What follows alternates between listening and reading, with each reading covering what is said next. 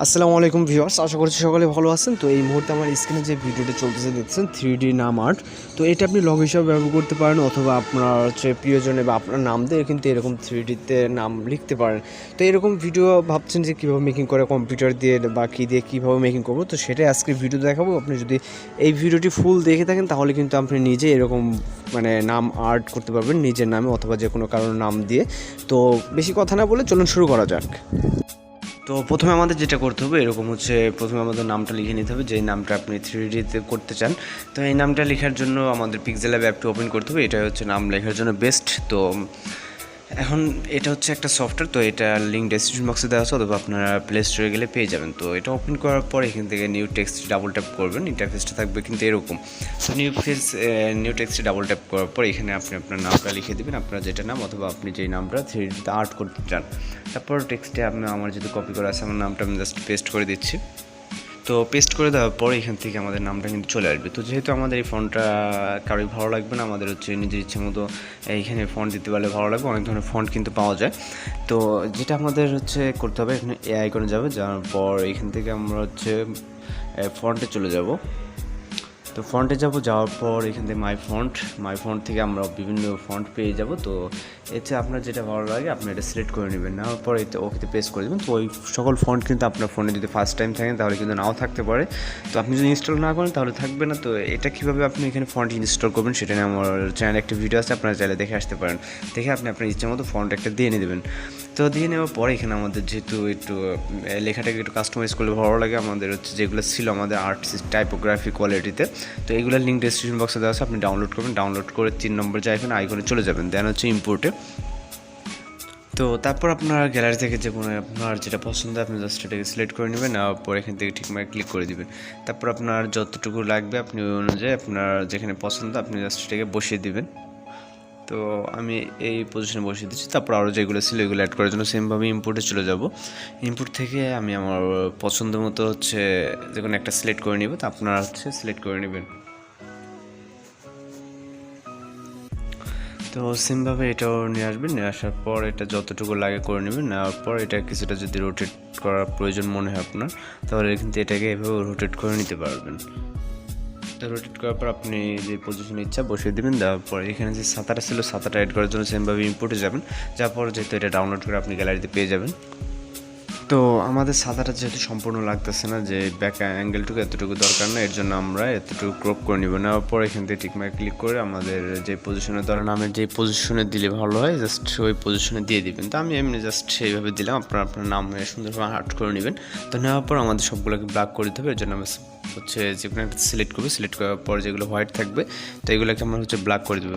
কালারে যাবো, কালার থেকে এনেবল করে দেবো, দেন হচ্ছে এখান থেকে ব্ল্যাক কালারটা সিলেক্ট করে দেবো। তারপর যাবো টেক্সট যেহেতু আমাদের হচ্ছে হোয়াইট আছে, জাস্ট এই আইকনে যাবো। যাওয়ার পর এখান থেকে কালার, দেন হচ্ছে কালার গিয়ে আমরা এটাকে ব্ল্যাক করে দেবো। দেওয়ার পর এখন আমাদের কাজ হচ্ছে 4 নম্বর যে নিচের আইকনটা আইকনে যাবো। তারপর হচ্ছে ট্রান্সপারেন্ট বলে একটা অপশন দেখবেন, ট্রান্সপারেন্ট দিলে আমাদের ব্যাকগ্রাউন্ডটা ইরেজার হয়ে যাবে। তো এখন জাস্ট আমাদের এখানকার কাজ শেষ, আমরা জাস্ট হচ্ছে এটাকে সেভ করে দেবো। দেন সেভ আইকনে যাবো, দেন হচ্ছে সেভ অ্যাজ ইমেজ।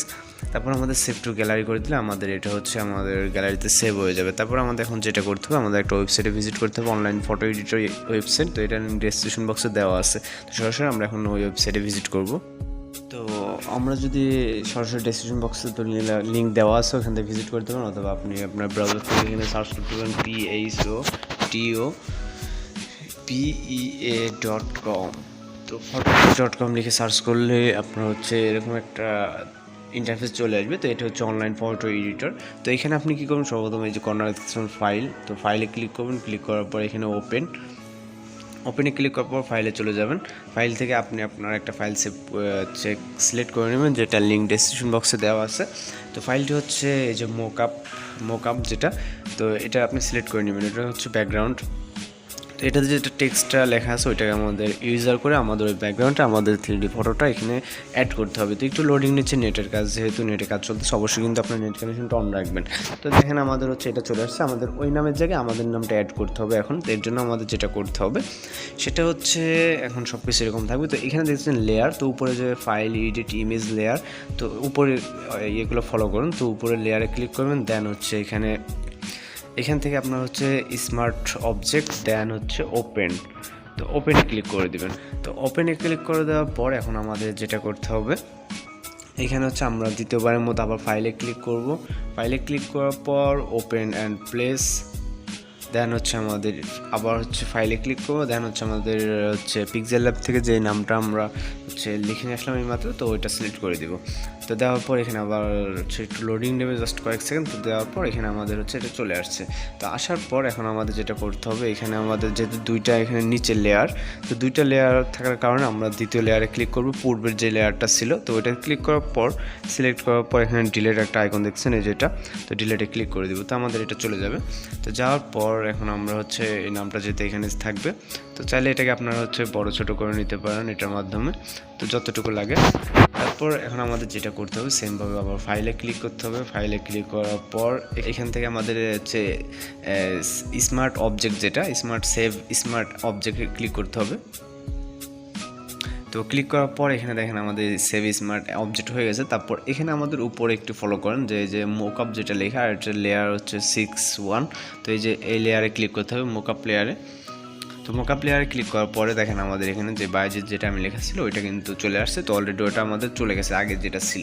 তারপর আমাদের এখন হচ্ছে সর্বশেষ কাজ যেটা, আমরা জাস্ট ফাইলটাকে সেভ করবো। আপনারা যদি চান তাহলে এটাকে আপনারা ধরে এই যে এখানে ট্যাপ করে ধরে আপনাকে এটা ছোটো বড়ো করে নিতে পারেন, রোটেট করে নিতে পারেন। তো আমার যেহেতু করার প্রয়োজন নয়, আমি জাস্ট এটাকে ফাইল সেভ করার জন্য ফাইলে ক্লিক করবো। দেন হচ্ছে এখানে সেভ এস পিএইচডি করতে পারেন অথবা অনেক ধরনের করতে পারেন। তো জাস্ট আপনি কী করবেন, এখান থেকে এক্সপোর্ট এজে ক্লিক করবেন। দেন হচ্ছে আপনি কোনটাতে নিতে চান, মানে জিআইএফ করতে চান, পিডিএফ করতে চান।